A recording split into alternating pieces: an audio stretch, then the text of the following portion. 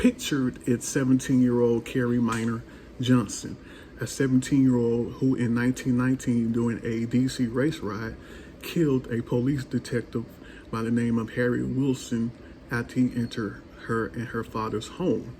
A white mob estimated by newspapers at about 1,000 was gathered in the neighborhood of the 200 block of G Street and Northwestern Ball Court. The clash took place in the midst of the riots of 1919 that began with white mobs randomly attacking black people in the city.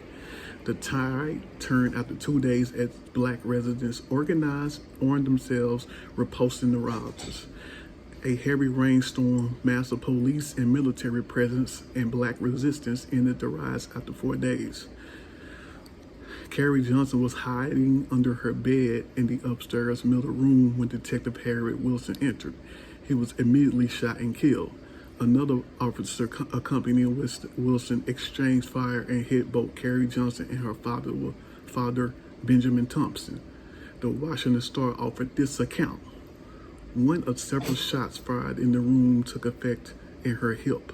She was dragged from the house and taken to the police headquarters, and while awaiting transportation to a hospital was told by a bystander that fear of creating further trouble was the only thing preventing a rope from being placed around her neck.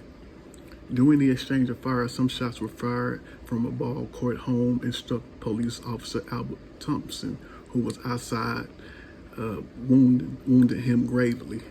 For people who don't know, the police were actually dispersing the rioters, the white mob, and shots were coming from the Johnson home, right, from the second floor. That's what made the detective even enter the home. But I brought this story up for two reasons. As one of the few times during the 1919, which was called the Red Summer, by the way, a lot of race riots took place between whites and blacks. And this is one of the few times where we actually fought back and won, right? Or actually did a good enough job to where the whites actually stopped rioting because of our resistance.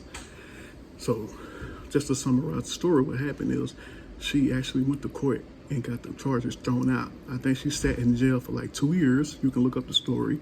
Again, look up the DC race riot of 1919. Look up Carrie Minor Johnson and her father Benjamin Thompson.